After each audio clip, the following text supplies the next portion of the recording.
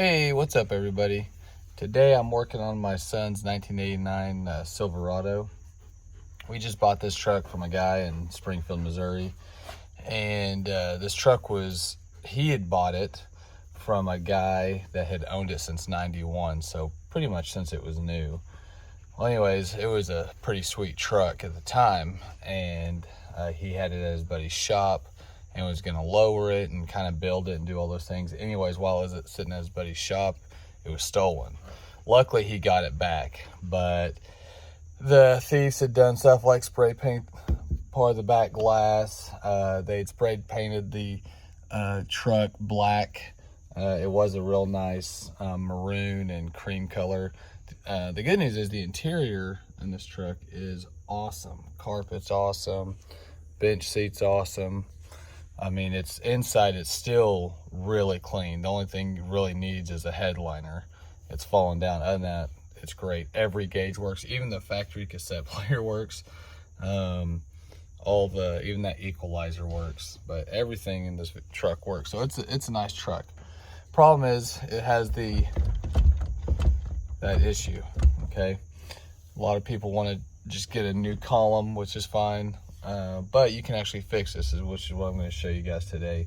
Right now, this is the key from where they stole it. So we're going to try and replace that too.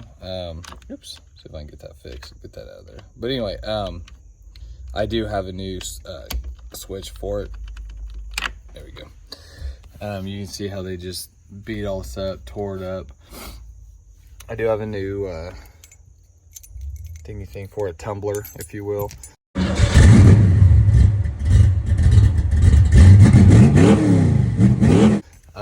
There's only a couple of special tools you're gonna need for this. One is you're gonna need a pin or a pivot pin puller.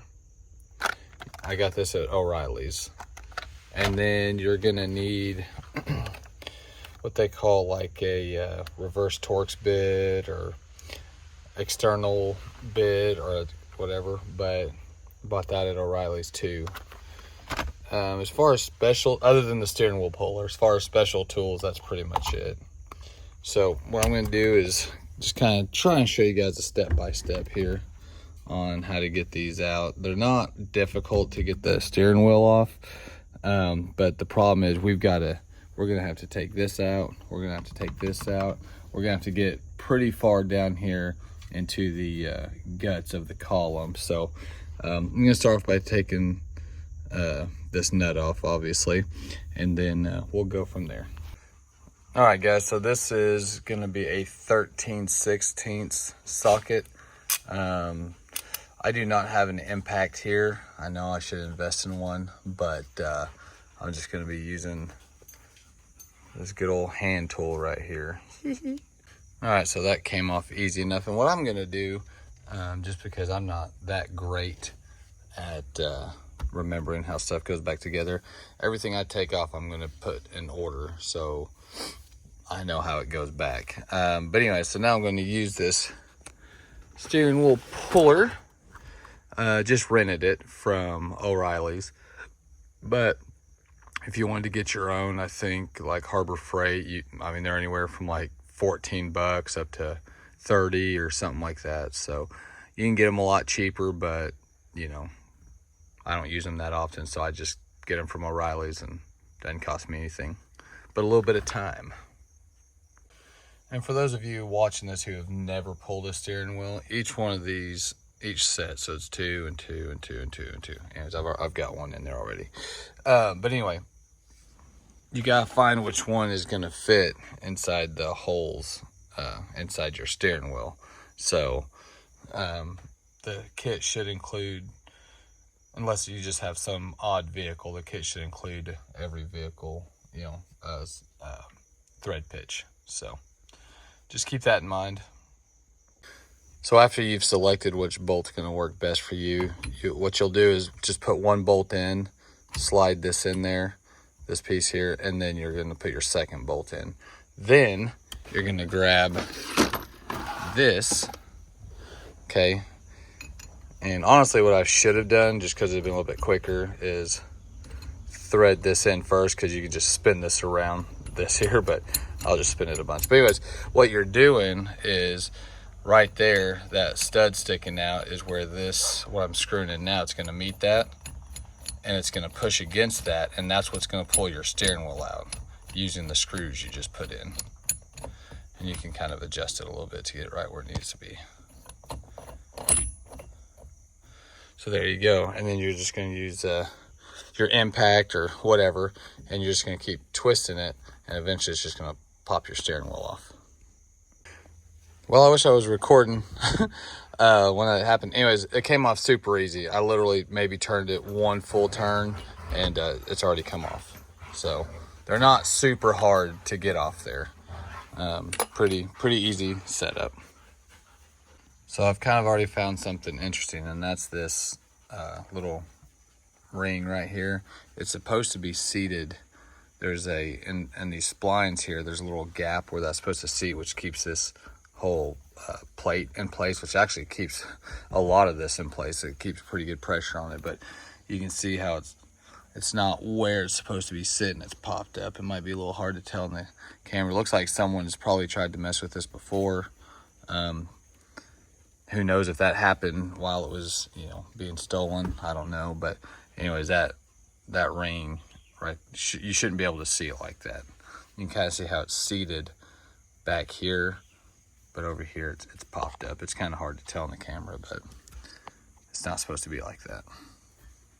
All right, so the kit will also come with this. So what you're going to do is it has this one, and then it has this one I'm using here. And basically, this is just hollow, okay? So you're going to put that end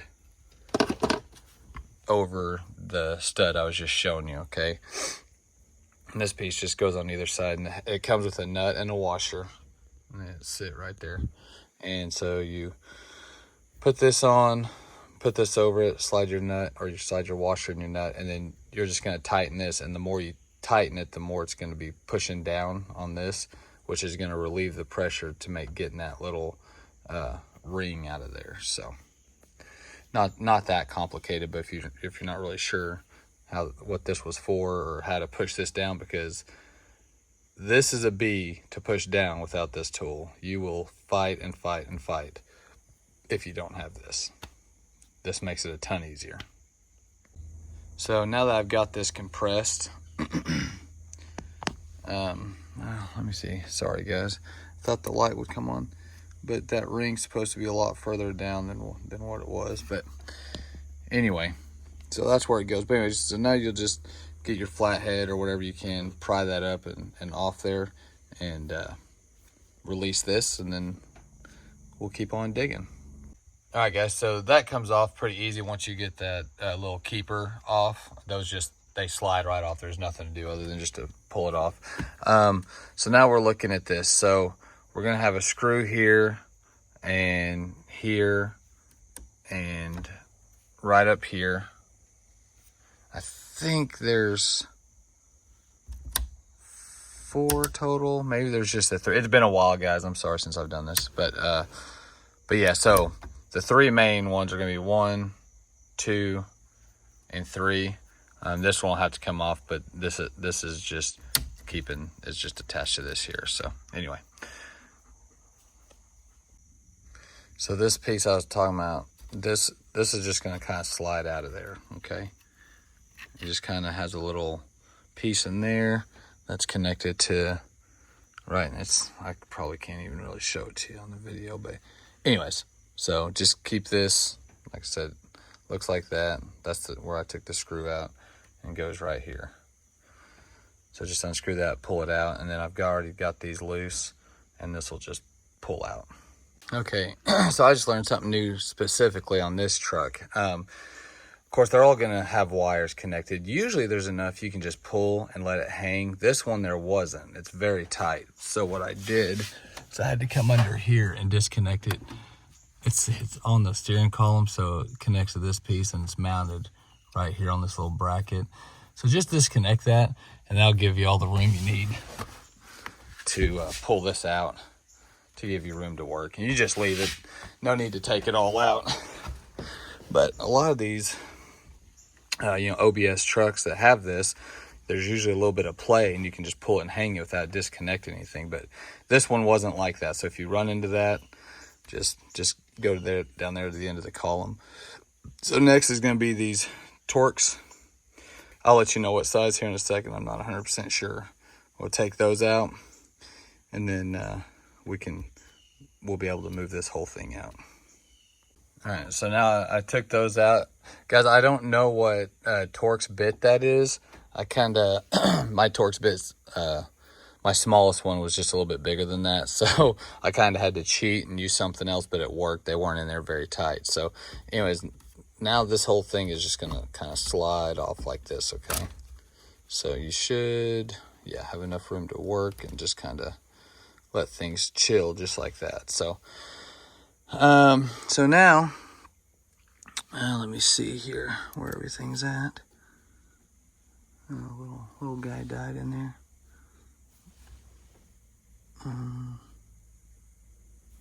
Well,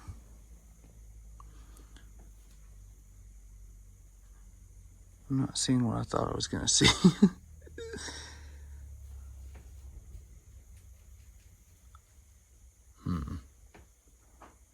Well, give me a second, do some looking around. All right, sorry about that, guys. I was looking, they were kind of hidden, but those are what you're gonna need these for, okay? I believe it's an E8, and it's gonna be that one. Then there's one down in there, you can see, and then the other one's up here somewhere, but I'm gonna have to remove this first. But that's why I couldn't see him at first while I was trying to show you guys, so kind of had me worried for a second. But you'll this will unscrew. It's just your tilt. It's just mounted right here, and it's just screwed in, so you can unscrew that just to get it out of your way or whatever. But maybe, I don't know if it'll let me. I don't know, it's in there pretty good, kind of maybe a little bit rusty. Maybe I'll just leave it, but I think I'm gonna have to get it out of the way so I can move this whole column out, so I may not have a choice. It's kind of what it's looking like. But anyways, okay, to be continued. All right, guys, so I wanted you to be able to see this. This is where the pivot pin puller will come in handy. You're gonna have one on this side, and you're gonna have one on this side. And you're just gonna use this collar here, and then the washer and the nut that it came with, and you're just gonna, it'll screw right into that, and then it'll just pull those right out. So I'll put the camera down for a second and demonstrate how this works before I actually yank those out. And boom, that's it. Just pulls right out. Now, as far as going back in, I don't know. It'll just probably just slide right back in there. Might have to, hit it with something to get it to see. But as you can see, there's no threads or anything. It's just in there really tight, which is why you need this puller. But anyways, I'm going to do the other side, and then we're going to get this off. All right, guys, so real quick, I'm sorry I wasn't thinking this piece right here with this little square in it goes right in here, and it's capping this spring. So what you'll do, you can see that there's a little kind of like a little flare right there where I'm pointing, and you can kind of see right here. So what you got to do is push this down. It's not hard. I just use a screwdriver.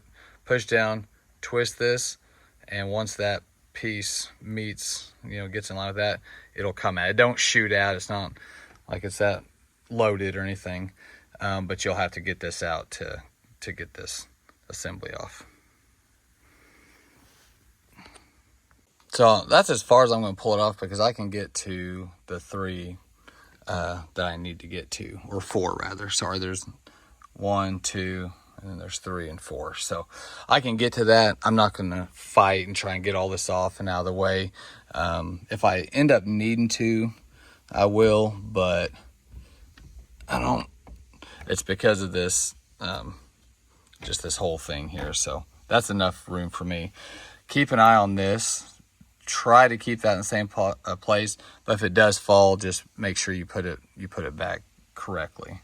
Mine luckily stayed on, so. So I went ahead and moved it. It wasn't that big of a deal. It did make it a little easier just to get it out of the way. And these were super loose. All 4 of them were extremely loose. So now I've got them tightened down. That's tight, and I think we're good. I don't know. And to be honest with you guys, I can't tell you how much pressure to put on. I know you can tighten it down too much, but I just got them to where they were snug and left them at that. So hopefully that'll last a while, and hope this helped. And hate to say it, but just reverse everything you did to get it all put back together. All right, guys, so everything's back on. It was a little bit more of a pain to put it back together than I thought it was going to be. It wasn't bad, but it's just a little bit more of a pain. These 3 little metal pieces all fell out. I have no idea from where, but I've checked everything after reassembling it, and everything works like it should. I even checked the turn signals to make sure, you know, when you turn the wheel, it's going to go off. It does on both of them. So I'm really not sure what these were for, but anyway, his horn wasn't working. Now it works. And put his new tumbler in. So when they stole this and they ripped this out, the keeper for the tumbler, I guess it fell out or it broke, whatever. So I took one of these right here, broke it off, and used it to keep it in here. So as you can see, it's a little loose, but hey, it's not coming out. So, and it works.